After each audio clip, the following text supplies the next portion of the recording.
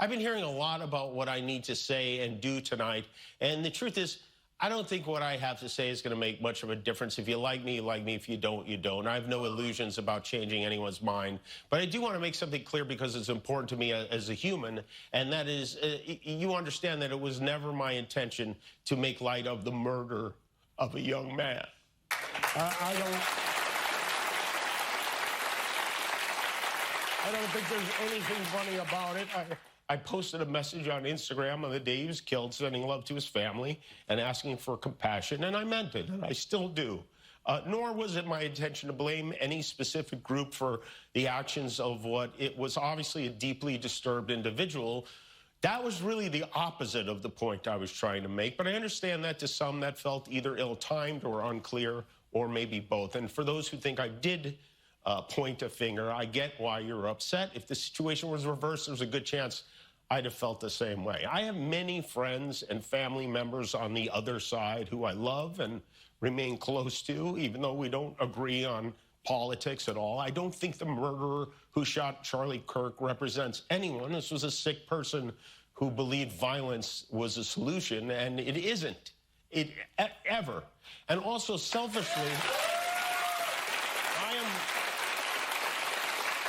I am a person who gets a lot of threats. I get many ugly and scary threats against my life, my wife, my kids, my coworkers, because of what I choose to say. And I know those threats don't come from the kind of people on the right who I know and love. So that's what I wanted to say on that subject.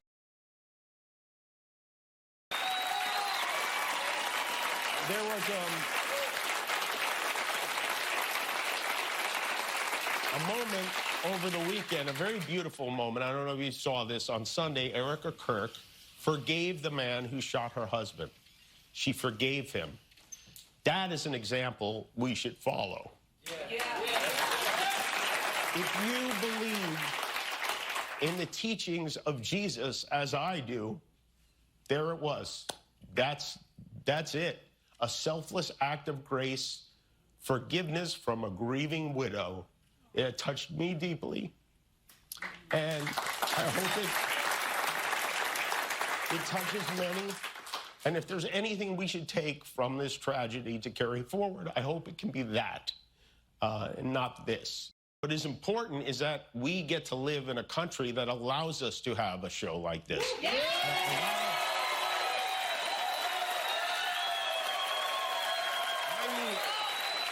I've had the opportunity to meet and spend time with comedians and talk show hosts from countries like Russia, countries in the Middle East, who tell me they would get thrown in prison for making fun of those in power, and worse than being thrown in prison. They know how lucky we are here. Our freedom to speak is what they admire most about this country. And that's something I'm embarrassed to say I took for granted until they pulled my friend Steven off the air and tried to coerce the affiliates who run our show in the cities that you live in to take my show off the air. That's not legal. That's not American. That is un-American, and it is so dangerous. Maybe most of all, I want to thank the people who don't support my show and what I believe, but support my right to share those beliefs anyway.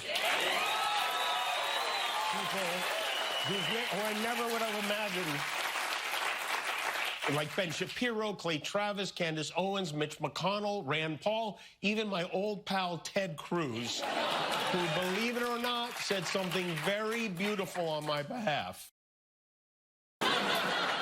Even though I don't agree with many of those people on most subjects, some of the things they say even make me want to throw up. It takes courage for them to speak out against this administration, and they did, and they deserve credit for it, and thanks.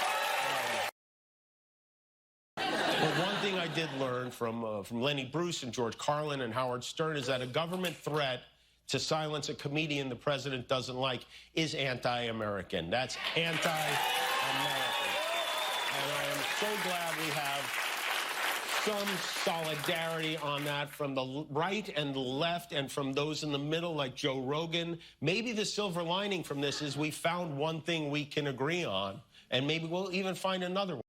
This puts them at risk. The President of the United States made it very clear he wants to see me and the hundreds of people who work here fired from our jobs. Our leader celebrates Americans losing their livelihoods because he can't take a joke. He was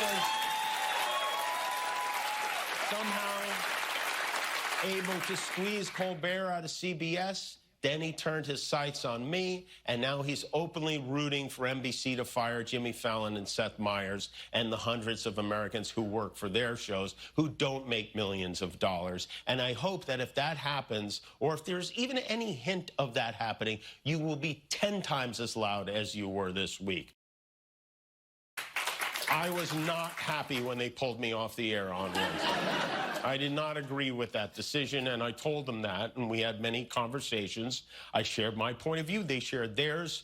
We talked it through, and at the end, even though they didn't have to, they really didn't have to. This is a giant company. We have short attention spans, and I am a tiny part of the Disney Corporation. They welcomed me back on the air, and I thank them for that. Because